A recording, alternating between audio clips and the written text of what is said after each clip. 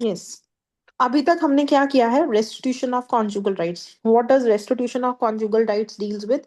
It deals with restoration of marital tie. अब जो हमारी नेक्स्ट रेमेडी है वो दो तरह की रेमेडीज हैं।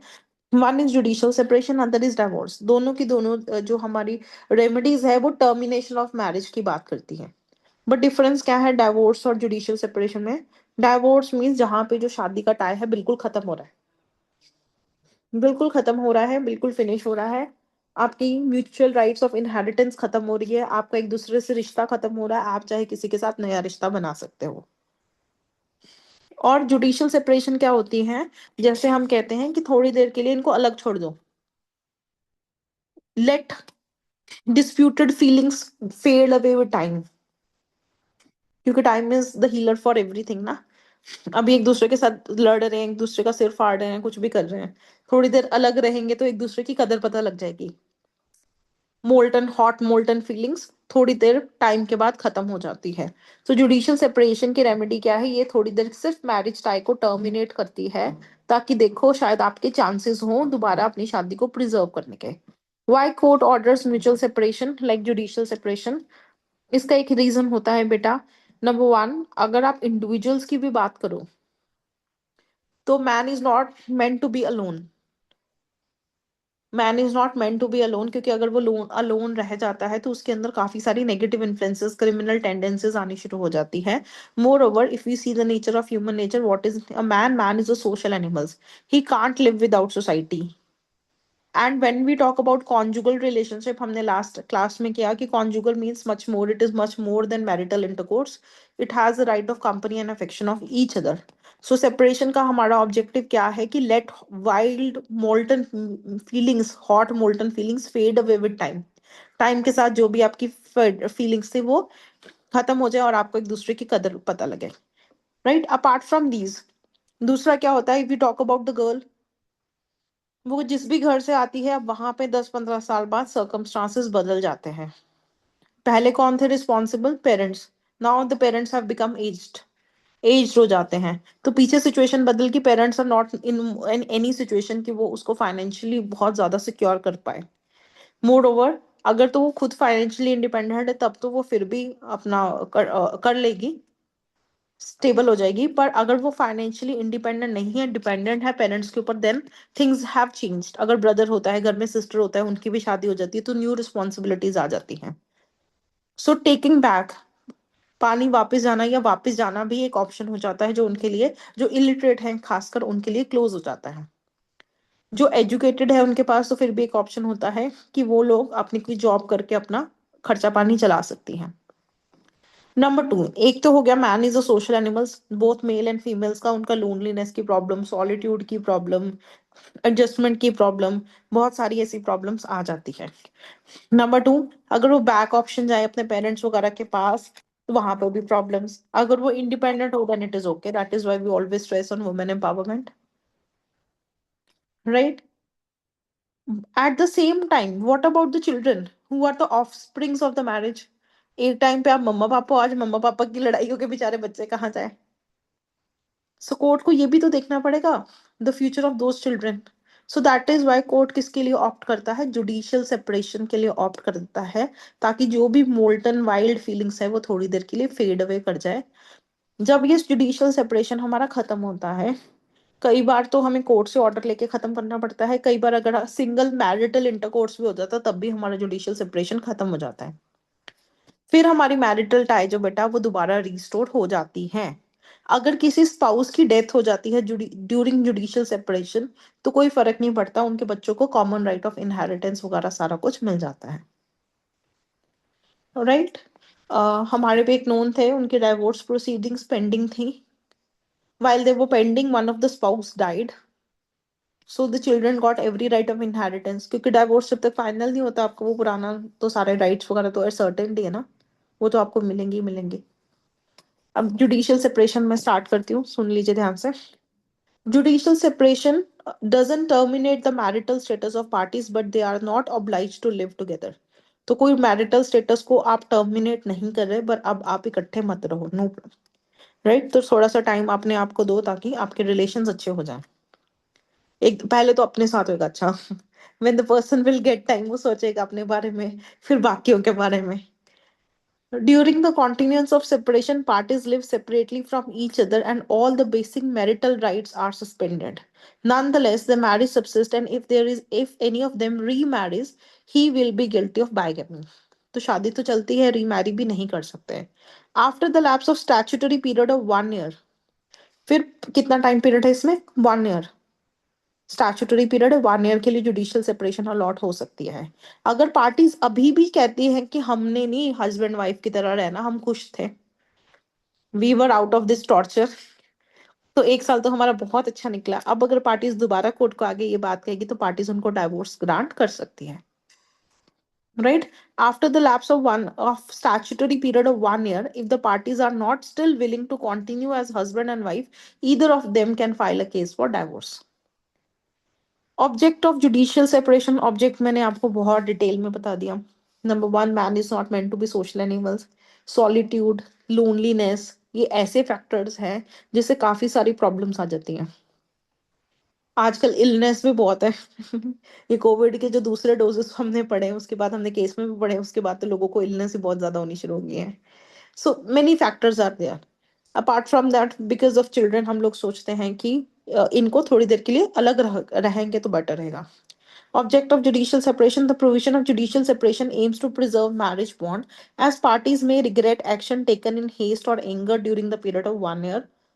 The judicial separation either leads to reconciliation or to divorce. It is thus viewed as a lesser evil than divorce. तो सोचने समझने का, अपने एक्शंस का टाइम मिल जाता है। कोई भी डाइवोर्स जो हेस्ट में ना हो वो प्रिवेंट हो जाता है। Grounds of judicial separation, grounds हमारे जुडिशियल सेपरेशन के सेम है बेटा जो हमारे डाइवोर्स के ग्राउंड्स, जो अभी हम आज ही करेंगे इस लेक्चर में। 1976, I told you, it is one of the major amendment जो हिंदू लॉ में आई है। After the 1976 amendment, the ground for judicial separation have been merged with the grounds of divorce, that is, they are same. Prior to 1976, provisions relating to divorce were more stringent than those for the grant of judicial separation. पहले strict थे, अब कुछ नहीं है, the grounds are same.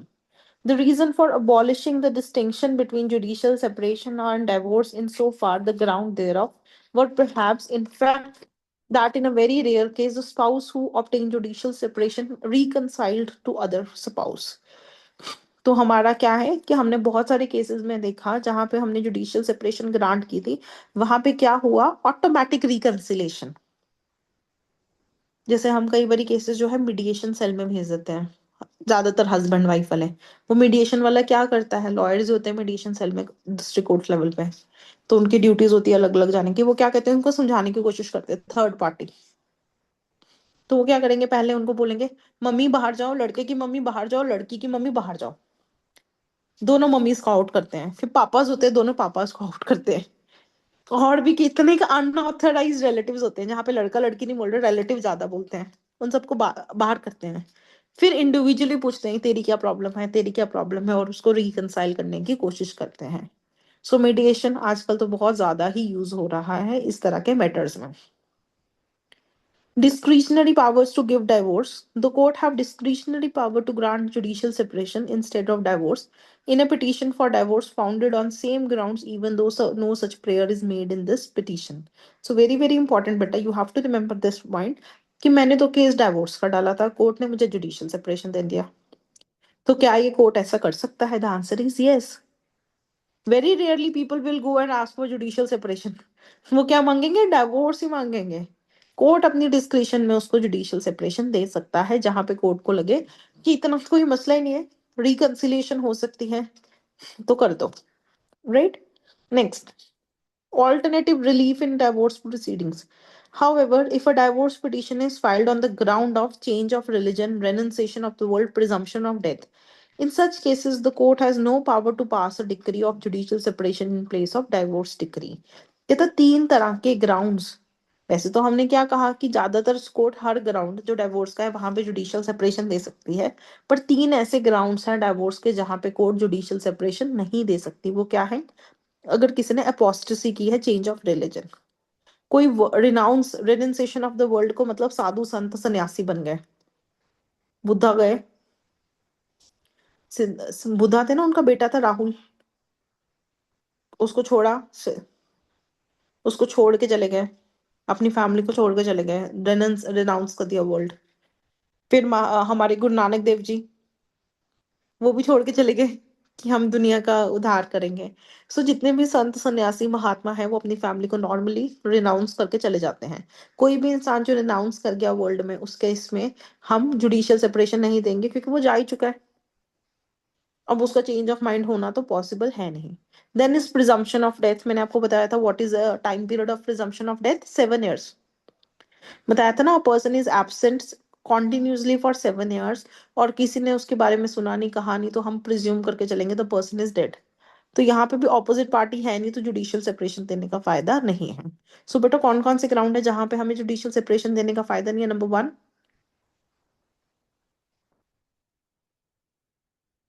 कौन कौन से ground है? First, presumption of death, hmm. and second, renounce. Renunciation of the world. Yes, ma'am. Third क्या है? And third, change of religion. yes, ma'am. Apostrophe, yes. Apostasy. मैंने आपको नोट सेंड किए हैं, खोल लो साथ में। Okay.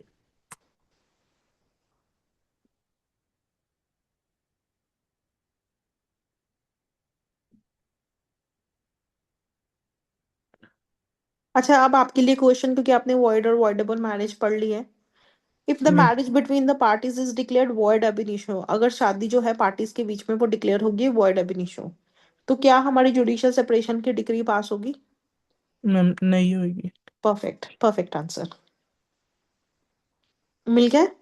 यस मैम, मिल गया। सेकंड पेज पे है ये जो मैं सुना करवा रही हूँ आपको भी। Okay. Next, whether a spouse merely living apart without obtaining a degree of judicial separation can be said to be judicially separated।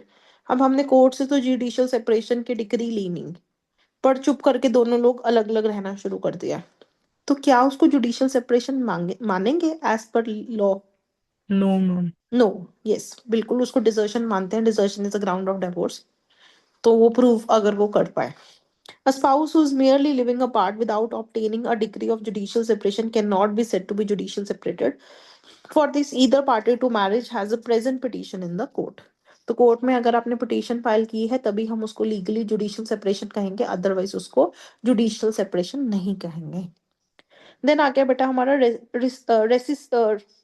Decision of decree of judicial separation.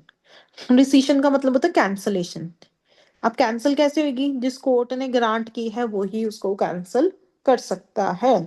दोनों में से कोई भी पार्टी एप्लीकेशन दे देगी कि हाँ मुझे डाइवोर्स चाहिए था पर अब मुझे नहीं चाहिए, मैंने कोई हीलिंग प्रोग्राम ज्वाइन कर लिया है नॉर्मली, या मैंने अपने बैठ के विचार किया है लोनलीनेस में, या मैं जब अपने घर गई वहां पे मुझे लगा कि नहीं थोड़ी बहुत ही चेंजेस है, मैं अपने में भी कर लूँ दूसरे में भी कर लूँ, लेट द रिलेशनशिप स्टे।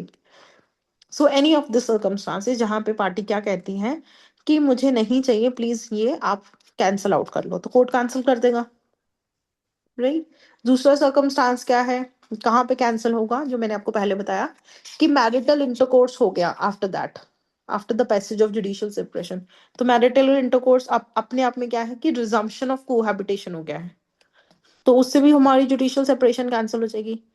पर हमने बीएनएस के अंदर एक टॉपिक किया था रेप का, जहां पे हमने कहा था कि अगर जुडिशियल सेपरेशन पार्टी सेपरेटेड हैं और उस टाइम पे अगर हस्बैंड फोर्सफुली रेप करता है तो हस्बैंड विल बी लायबल, किया था ना ये provision.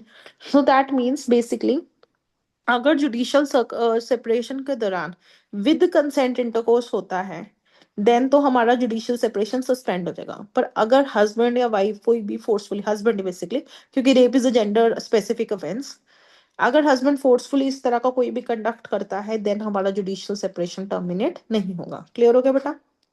रिसीशन is a legal word, इसका इंग्लिश वर्ड है कैंसलेशन। कोई भी डॉक्यूमेंट को जब हम कैंसिल करते हैं, कोई भी किसी को भी रिसिंड करते हैं, तो हम वर्ड क्या यूज करते हैं? रिसीशन। रीड करेंगे थोड़ा सा। Yes.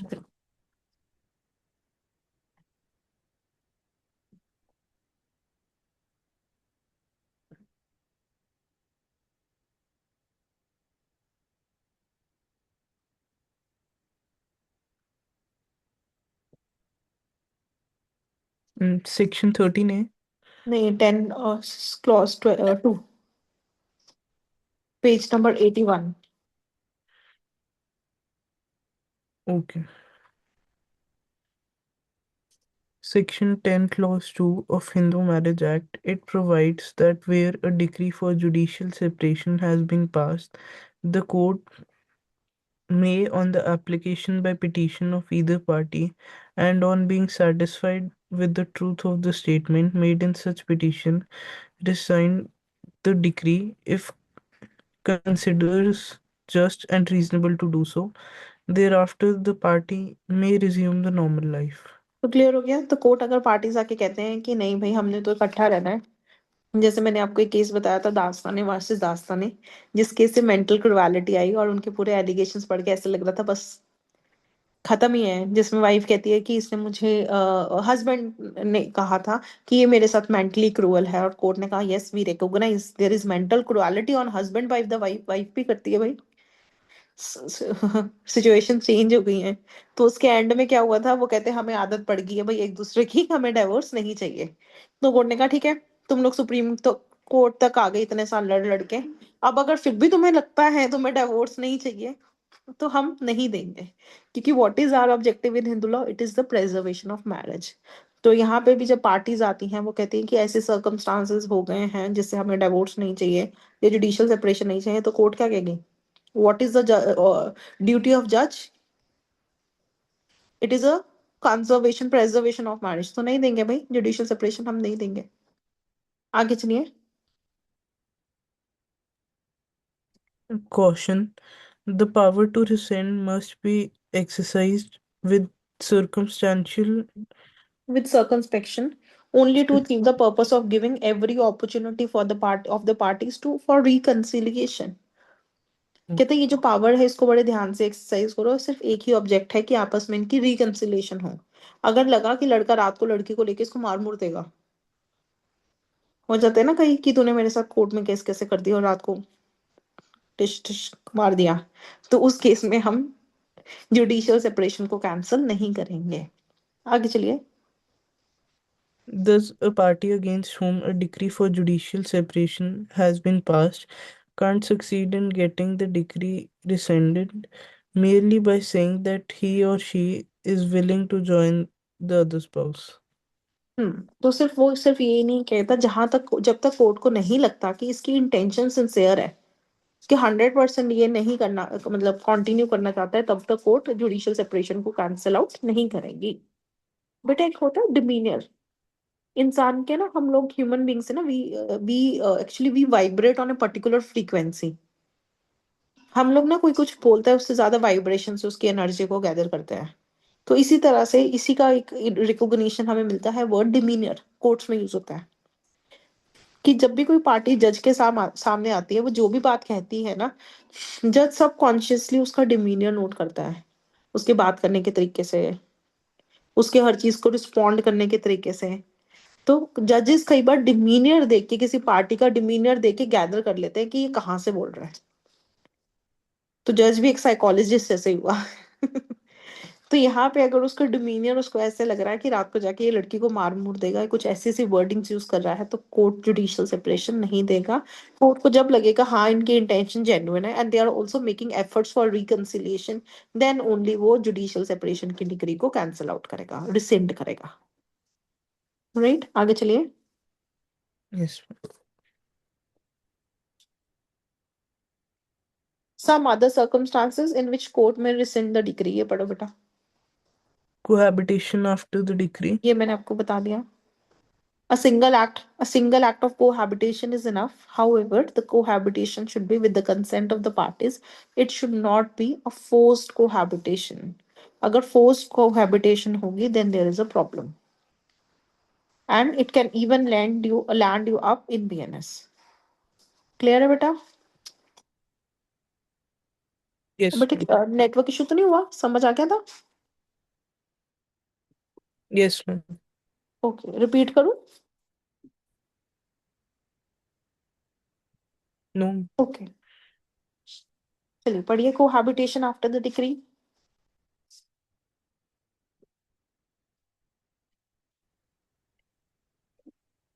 if the parties had cohabited with each other after the decree. However, for that, parties should have cohabited for a reasonably long period so that the decree stands resigned. हम्म आगे बढ़िए. It may be noted. Note it may be noted that the cohabitation against the wishes and consent of judicial separated wife would constitute an offense of marital rape by the husband under IPC. IPC या present BNS. तो हमने पढ़ ही लिया है already rape वाले topic में कि अगर इस तरह का होगा this is not allowed. Marital rape although India में पनिशेबल नहीं है, पर अगर जुडिशियल सेपरेशन के अंदर आप इस तरह का कंडक्ट करते हो forcefully then it is punishable. आगे है एक्स पार्टी डिग्री.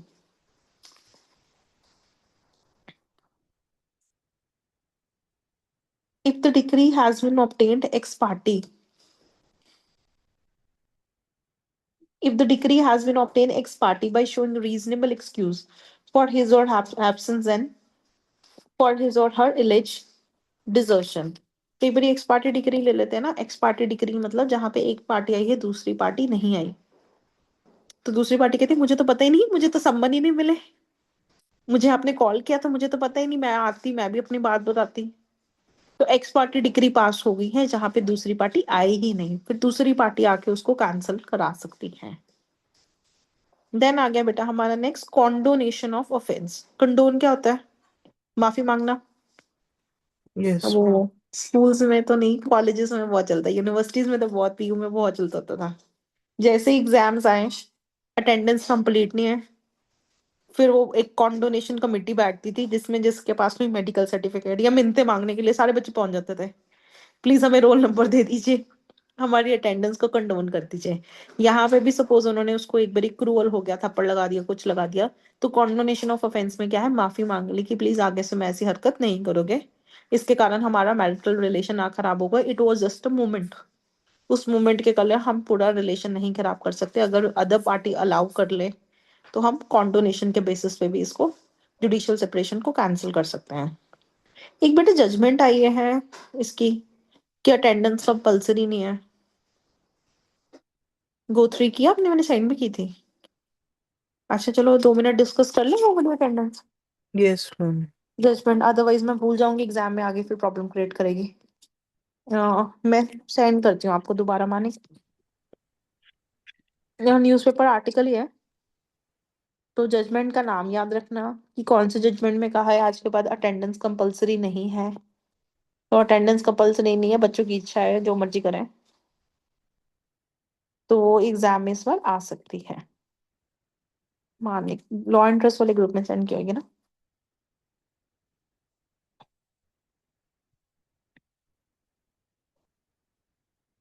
काफी डाटा हो जाता है ग्रुप में, ढूंढना ही मुश्किल हो गया हुआ है.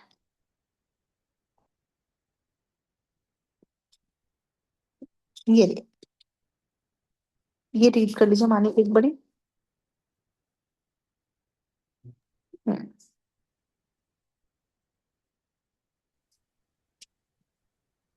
हाँ जी. The Delhi high court.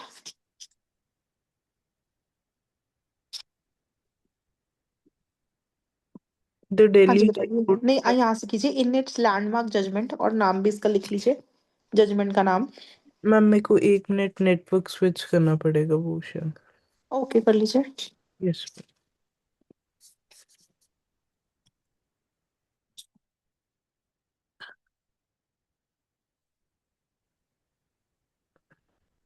Ma'am, start करूँ? हाँ जी प्लीज कहिए. और बेटा नोट्स में नोट ही कर लेना साथ में जजमेंट का नेम, क्योंकि लेटेस्ट है तो कई बार क्वेश्चन पूछ लेते हैं. Okay. In yes. its latest judgment in the court on its own motion, हम्म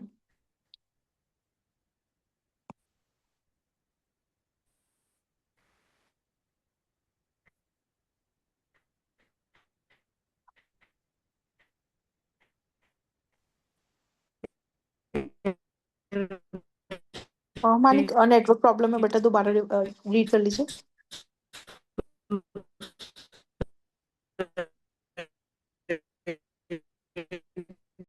हाँ जी,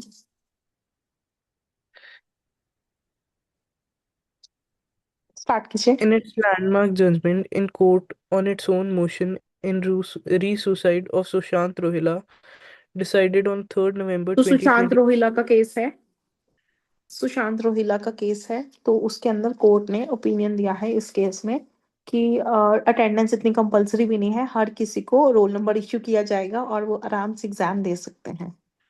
ठीक है ना बेटा, पढ़ना है तो अपनी विल है। तो स्कूल वाले कॉलेज वाले जब आप बड़े हो जाते हो तो अटेंडेंस नहीं, कोई ना कोई रीजन होता है जिसके कारण बच्चा नहीं लगा पाता, जैसे अब आप लोगों क्लैट की भी तैयारी करनी है, आईपी बैट भी देना है, 12th के भी एग्जाम देना है, तो कितने सारे रीजंस हो जाते हैं। नो डाउट हम मानते हैं कि हमने अटेंडेंस कंपलसरी इसलिए की है ताकि आपने कोई पर्टिकुलर डिसाइपल चूज किया है तो आप उसकी in depth knowledge low, but at the same time ये हर किसी की पर्सनल रिस्पॉन्सिबिलिटी होनी चाहिए। अगर स्कूल वगैरह इसको जैसे कंपलसरी करते थे, फिर कॉन्डोनेशन करते थे, या कई जगह पे फाइन वगैरह भी कलेक्ट करते हैं, जैसे एपीजे वगैरह में, आप एपीजे से हुआ ना फाइन कलेक्ट करते हैं ना वहाँ पे, अटेंडेंस Yes, अगर कम हो। yes. तो चलो, जो ये वो तो प्राइवेट है एकदम, थोड़ा सा पैसा कमाने का भी जरिया हो जाता है। तो जैसे अभी इस केस में सुसाइड मैटर था, कुछ अटेंडेंस वगैरह, तो कोर्ट ने अब ऑर्डर कर दिया है कि it is your personal matter, तो कोर्ट्स वगैरह, कोर्ट्स क्या, स्कूल्स कॉलेजेस इसमें इंटरफेयर नहीं करेंगे, कॉलेजेस के रिलेटेड है बेसिकली। रीड कर लीजिए पूरा। The Delhi High Court has reimagined how India understands education, discipline, and empathy. The bench of Justice Pratibha M. Singh and Justice Amit Sharma held that attendance cannot be a mandatory prerequisite for sitting in examinations. The ruling reshaped the traditional relationship between learning freedom and responsibility. The hmm. case began as a letter to the Chief Justice of India after the tragic suicide of a young law student.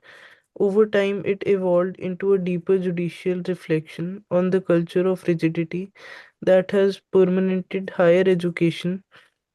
Through the sustained consultation with the Bar Council of India, the University Grants Commission, and the Ministry of Education, the court transformed individual anguish into systematic reform. It affirmed that law-guided compassion can become instrument of healing.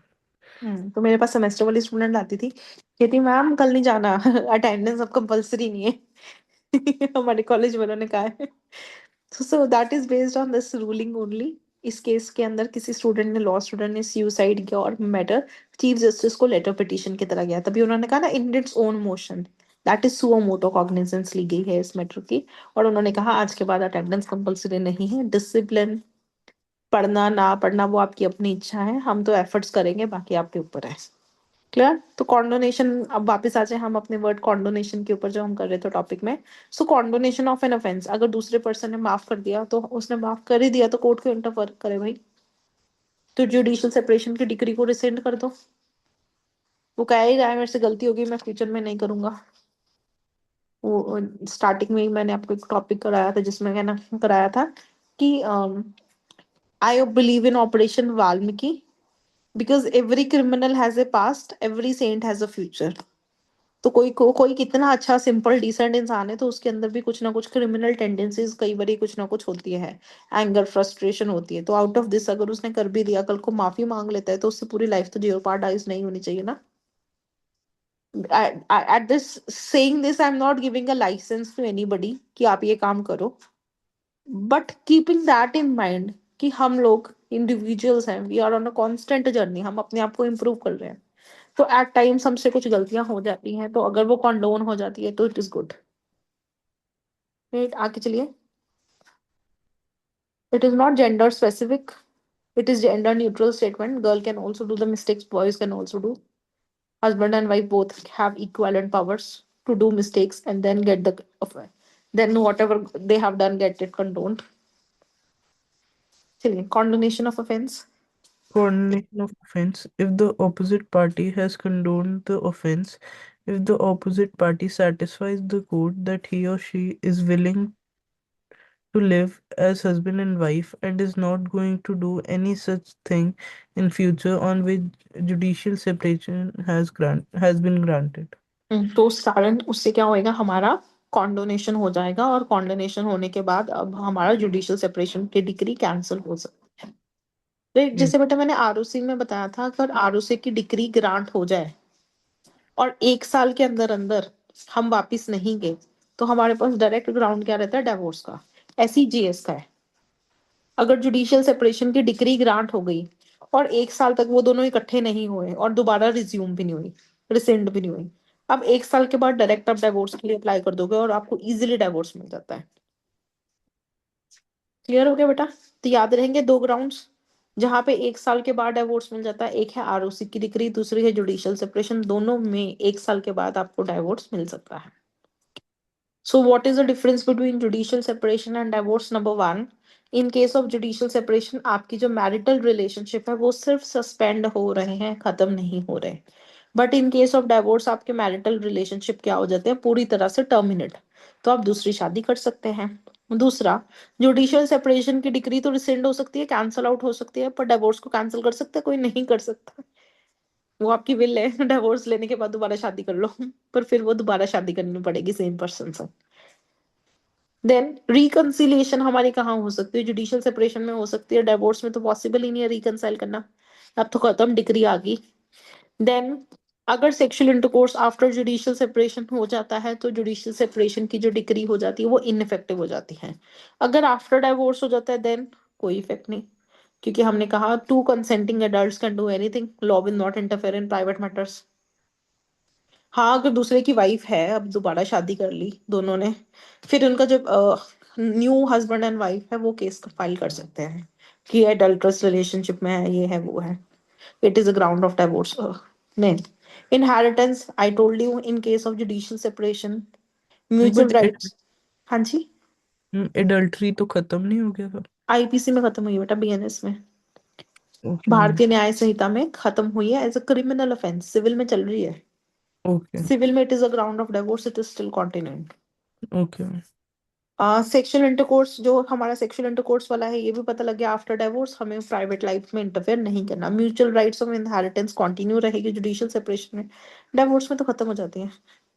Maintenance में जो कुछ one time settlement वगैरह कर कुर के खत्म कर देता है। क्लियर हो गया बेटा difference? Yes ma'am. Ma'am maintenance में एक डाउट था ये कल। मेंटेनेंस करानी है मैंने अभी। मैम जो कॉन्स्टिट्यूशन में हमने किया था ओके। मैम कि जब जो वो शाहबानो वाला केस था कि उसे इद्दत पीरियड के बाद नहीं मिलेगा। हम्म। बट मैम फिर हमने कहा था कि अगर ऐसी कोई चीज होती है तो कॉन्स्टिट्यूशनल लॉ प्रिवेल करेगा, जो नहीं, रिलीजियस लॉ। कॉन्स्टिट्यूशनल लॉ नहीं, सीआरपीसी बीएनएसएस प्रिवेल किया था, उसको 125 CrPC BNS, that is presently 144 BNSS, yes ma'am. उसके अंदर मेंटेनेंस ग्रांट की थी। ये मुस्लिम लॉ कराना है वैसे मैंने, उसमें ये डिटेल में टॉपिक कराना है, पर आप फिर भी तो अपनी क्वेरी पूछ लो। तो यही था कि अब अगर कोई ऐसा सिमिलर ग्राउंड्स पे केस होता है तो वो मिलेगा क्यों नहीं मिलेगा, क्योंकि हमने। बेटा ऐसा है, देखो, अगर हम बैकग्राउंड देखेंगे शाहबानो के केस की, अभी एट प्रेजेंट हम 144 बीएनएसएस में जा सकते हैं। पर अगर हम बैकग्राउंड देखेंगे शाहबानो के केस में, उसमें क्या हुआ था कि पहले तो उसको कहीं मिला नहीं, मतलब उसको इद्दत तक मेंटेनेंस मिला, उसके बाद मिला नहीं।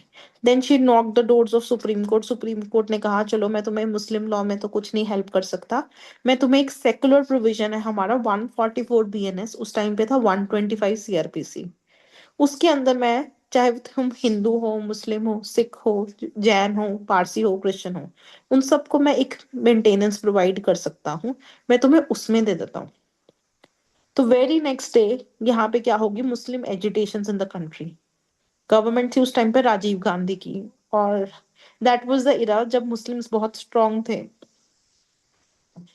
तो नेक्स्ट डे उन्होंने एक लॉ पास करवाया जिसके अंदर उन्होंने कहा कि अगर हम सिर्फ मुस्लिम लॉ को देखें तो मुस्लिम लॉ के अंदर जो वाइफ है उसको मेंटेनेंस हस्बैंड सिर्फ इद्दत पीरियड तक ही देगा। आफ्टर इद्दत पीरियड या तो उसको मेंटेनेंस उसका भाई देगा, सॉरी फादर देंगे, मदर देंगे, या उसके बच्चे देंगे, भाई नहीं था, फादर मदर थे या बच्चे थे, या कोई और पर्सन जिसकी प्रॉपर्टी बाद में डेथ के बाद उसको जानी है। अगर ये लोग भी नहीं देते तो एक बोर्ड होता है वक्फ बोर्ड, यस अभी मैम। पीछे कंट्रोवर्सी थी वक्त की काफी, जिसके यस। अंदर मुस्लिम्स की सारी डोनेशंस जाती हैं पायस ऑब्लिगेशन के नाम पे। तो वो वक्फ बोर्ड उस लेडी को मेंटेन करेगा। राइट, उसके बाद जब शाह बानो के बाद उन्होंने मुस्लिम पर्सनल लॉ को इंटरफेयर नहीं किया। पर नाउ क्वेश्चन उठता है, what is the status of secular provision, जो इस टाइम है हमारा 144 बीएनएसएस क्वा 120 144 बीएनएस, जिसको हम 125 सीआरपीसी भी कहते हैं, क्वा मुस्लिम लॉ। तो मुस्लिम लॉ तो क्लियर हो गया, Yes, ma'am. इद्दत तक हस्बैंड, आफ्टर दैट बच्चे, पेरेंट्स अगर वो लोग भी नहीं दे रहे, देन वक्फ बोर्ड। तो 125 में क्या हम उसको मेंटेनेंस प्रोवाइड कर सकते हैं या नहीं, या 144 में दे सकते हैं नहीं। तो शाहबानो के बाद एक दो डिसीजंस आए थे, दैनियल लतीफी, ऐसे कुछ अलग अलग नाम है उनके। तो उसमें उन्होंने कहा था कि 125 का अपना एरिया है, मुस्लिम लॉ का अपना एरिया है, क्योंकि 144 बीएनएस या 125 सीआरपीसी एक सेकुलर लॉ है। तो अगर वाइफ ऑप्ट करे तो उसको उसके अंदर मेंटेनेंस मिल सकती है। पर एक एक फ्लॉ है उसमें थोड़ी सी, उसमें Mm. जो एप्लीकेशन होती है ना, वो हस्बैंड से भी साइन कराते हैं Yes, कि ma'am. आपको कोई प्रॉब्लम तो नहीं है, वाइफ 125 में जाना चाहती है। तो देखा जाए सुपर मिसी थोड़ी सी हस्बैंड को मिली हुई है। Okay. वैसे मैं कराऊंगी, जब मुस्लिम लॉ कराऊंगी ना, तो ये प्रोविजन पूरा डिटेल में कराऊंगी। पर चलो, Mm. हमने शाहबानो कॉन्स्टिट्यूशन में डिस्कस किया था, तो उसमें ये आ गया। Yes. क्लियर हो गया बेटा, कोई डाउट तो नहीं है? No, ma'am. अच्छा, distinction between judicial separation and divorce थोड़ा सा रीड कर लीजिए। First basis then difference. Basis suspension. In judicial separation, the marriage is only eclipsed or suspended for a while and parties are not completely alienated. Hmm. In divorce, the marriage ties end. Hmm. Recession. A decree for judicial separation can be rescinded. A divorce decree can't be rescinded. Hmm. Reconciliation. Parties can reconcile without remarriage. If the parties are divorced, then they cannot reunite without a marriage ceremony. Muslim law और Hindu law में तो बेटा बहुत difference है। अब जैसे यहाँ पे है, हस्बैंड वाइफ का डिवोर्स हो गया, कल को उनको दोबारा लगा, उन्होंने आगे शादियां ना की हो, तो दोबारा वो एक दूसरे से शादी कर सकते हैं। पर मुस्लिम लॉ में क्या है, बहुत ही डिफरेंट है। अगर आप लोगों ने एक बार डिवोर्स ले लिया, तो आप दोबारा शादी नहीं कर सकते। अगर लेटर सपोज आपको लगता भी है आपने दोबारा शादी करनी है, तो उसमें क्या करना पड़ता है, पहले वाइफ को किसी और से शादी करनी पड़ती है, किसी और से शादी करनी पड़ती है, फिर वो शादी कॉन्जुमेट भी होनी चाहिए। फिर वो कॉन्जुमेट होने के बाद फिर वहां से डिवोर्स लेके फिर पुराने हस्बैंड से शादी करनी पड़ती है। So it is a very difficult provision. तो मुस्लिम और हिंदू का तो बहुत ही ज्यादा, यूनिफॉर्म सिविल कोड का तभी इशू कहते हैं कि सबका आपस में बहुत ही ज्यादा चेंजेस है। राइट, आगे चलिए।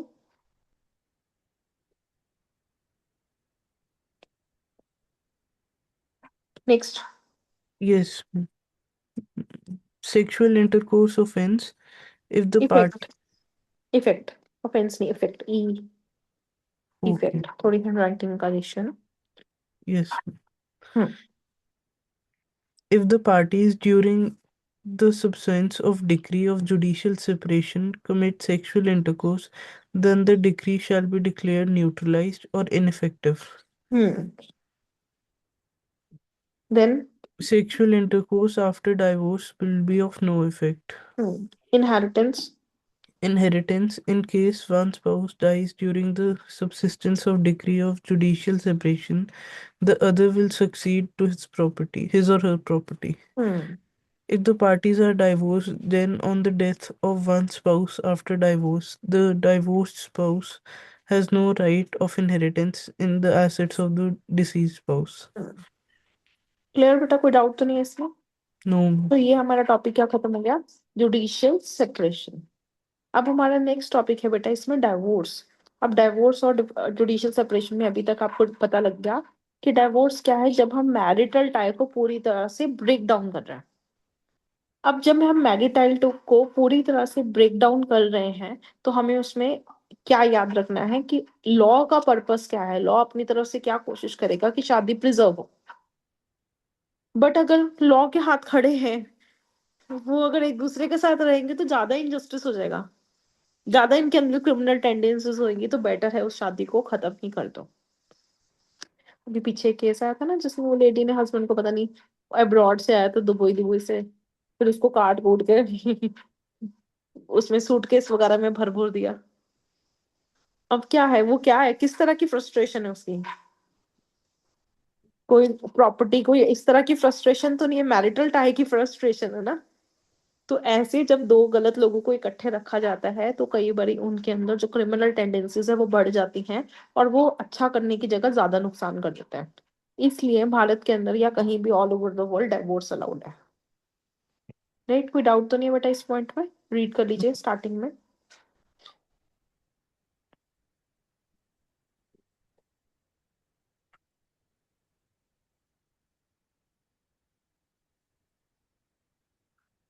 मैम ये नोट नहीं रीड करना? नोटली divorce. Okay.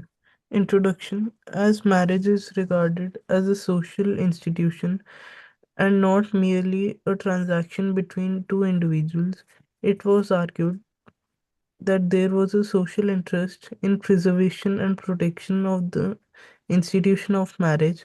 The institution of marriage was hedged with legal protection, thus, the marriage has regarded a special contract, and so it could be put to an end like an ordinary contract. हाँ जी बेटा, तो मैंने आपको बताया था what is the nature of marriage, it is a semblance of sacrament as well as contract. How sacrament, because essential ceremonies are required.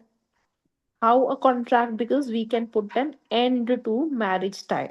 अब putting an end to marriage tie हम कहाँ कर रहे हैं, डाइवोर्स के चैप्टर में। अब जो डाइवोर्स की थ्योरी हमारे भारत में आई, वो 3 लेवल्स पे आई है बेटा। सबसे पहले थ्योरी आई थी हमारी गिल्ट थ्योरी या फॉल्ट थ्योरी, जिसके अंदर हम क्या कहते थे, एक पर्सन, एक पार्टी जो है वो गिल्टी पार्टी है। मानिक आपका वीडियो ऑफ हुआ है बेटा।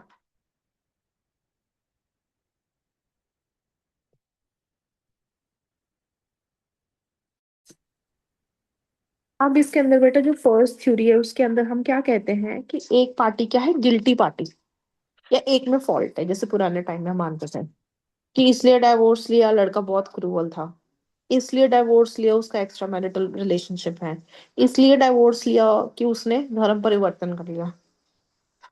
सो देयर आर सर्टेन ग्राउंड्स जो सबसे पहले रिकॉग्नाइज थे as a ground of divorce, जहाँ पे एक पार्टी गिल्टी है, एक क्या है, इनोसेंट। राइट, सो पहली थ्योरीज जो आई वो कैसी ग्राउंड्स आई, गिल्ट थ्योरी। फिर बाद में विद टाइम लोगों को लगा कि अगर दोनों की कंसेंट है तब भी डिवोर्स दे देना चाहिए। अब कंसेंट थ्योरी में दोनों की कोई गलती होनी जरूरी नहीं है। क्या पता ना मार रहे ना कुछ, एक दूसरे की शक्ल ही नहीं देख रहे, एक दूसरे की शक्ल देखते हैं मुंह उधर कर लेते हैं, है ना। अब इस तरह की शादी में क्या कंसोर्टियम होगा, क्या कोहैबिटेशन होगा, कुछ भी नहीं होगा।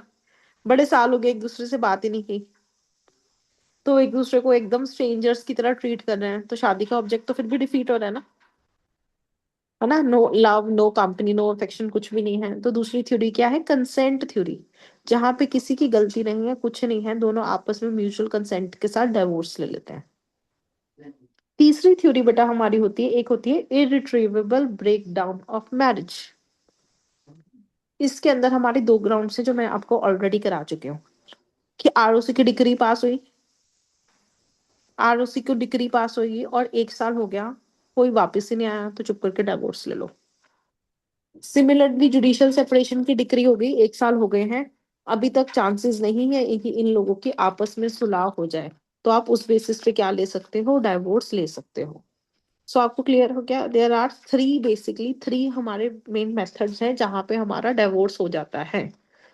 पहला, एक पार्टी गिल्टी है, दूसरी पार्टी इनोसेंट है, उस केस में डाइवोर्स लेना पड़ेगा। दूसरा, कोई गिल्टी नहीं है, कोई इनोसेंट नहीं है, बट दोनों की आपसी सहमति है, कंसेंट से डाइवोर्स ले लें।